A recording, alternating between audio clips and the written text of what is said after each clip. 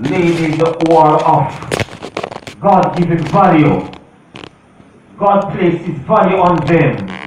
And to see what the enemy does with them in the manner of their dressing, in the name of promoting love.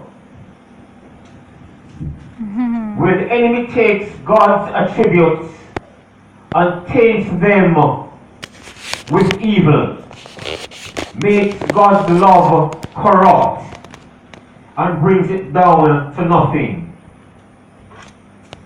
What the enemy will also do is to create something that is the opposite of love,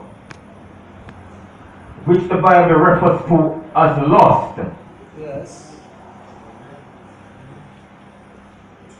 People today will have lust. Man, lust is not just confined to what we usually have in mind. Because you can lust for a motor car. Yes. Lust really speaks of a sinful, depraved desire to have something. True. But it is particularly expressed when a man has lust in his heart for a woman. He wants her, but not within the confines of holy matrimony. I heard a preacher define lust as being a spirit that seeks to have what it will not keep. It is a spirit that wants or desires something that it truly does not love. But it brings something pertaining to a carnal and selfish gratification, where it does not seek for the good of its neighbor, but it's rather seeking for its own gratification. That is what we refer to as lust. So we find out that a man may gravitate towards the opposite gender and he will say to her that I love you. And she does not check him out to see if that is really so. And when we look at the foundation of it is, what draws him to such woman is usually her physical beauty. Men today will stop their motor cars to give a lady a lift. And very rarely they will stop to give a lift to someone who is the age group of our good mother in Zion.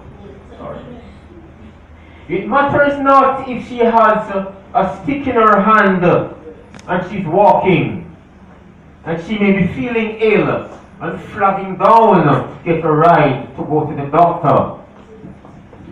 They will keep their feet on the accelerator because what they have in their heart is lust, and lust is selective. Yes. It will not accept any and anyone. Come on. It will not accept a woman who has varicose veins due to aging, one or two of her teeth falling out. She's not beautiful anymore. Her breath begins to smell a kind of way. She begins to get a little senile. And all the attributes pertaining to aging. What they want instead is fresh green pasture. And as soon as she gets up into years, he says, I want you no more.